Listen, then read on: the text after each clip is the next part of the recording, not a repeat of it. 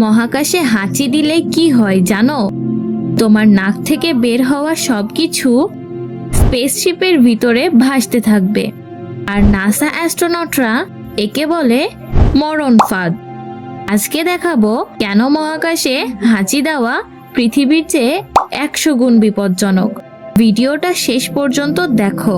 3 নম্বর ফ্যাক্টটা শুনলে তুমি শকড হয়ে যাবে। পৃথিবী ভার্সেস মহাকাশ। পৃথিবীতে হাঁচি দিলে কি হয়? নাক মুখ দিয়ে বাতাস প্লাস লালা বের হয়, নিচে পড়ে যায়, শেষ। কিন্তু মহাকাশে গ্র্যাভিটি নাই, তাই হাঁচির সাথে যা বের হবে, থুতু, ময়লা, ব্যাকটেরিয়া সব ভাসতে থাকবে স্পেসশিপের ভিতরে। নাসা অ্যাস্ট্রোনট মাইক ম্যাসিমিনো বলেছে, আইএসএস এর ভিতরে হাঁচি দেওয়া মানে রুমে মাইক্রোস্কোপিক বোমা ফাটানো। 3টা ভয়ঙ্কর বিপদ। বিপদ 1, ইলেকট্রনিক্স নষ্ট। হাঁচির পানি যদি কম্পিউটার বা সুইচে লাগে, শর্ট সার্কিট। আইএসএস এর দাম $150 বিলিয়ন। এটা একটা শর্টেই সব শেষ। বিপদ 2, শ্বাস নিতে কষ্ট। পানির কণা বাতাসে ভাসে। অ্যাস্ট্রোনটরা মাস্ক ছাড়া থাকলে সেটা নাক মুখ দিয়ে আবার ঢুকবে, মানে নিজের হাঁচি নিজেই খাবে।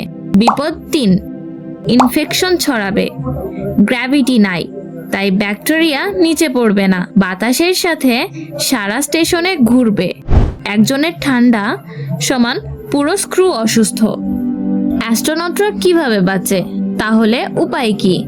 নাসা 3টা রুল বানাইছে। Rule 1, tissue plus bag.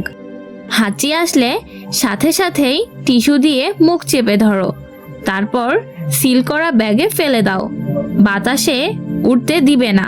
Rule 2, vacuum cleaner. ISS এ সব সময় ছোট ভ্যাকুয়াম রেডি থাকে, হাঁচির পর সাথে ভাসমান কণা টেনে নেয়। রুল 3, হাঁচি চেপে রাখো।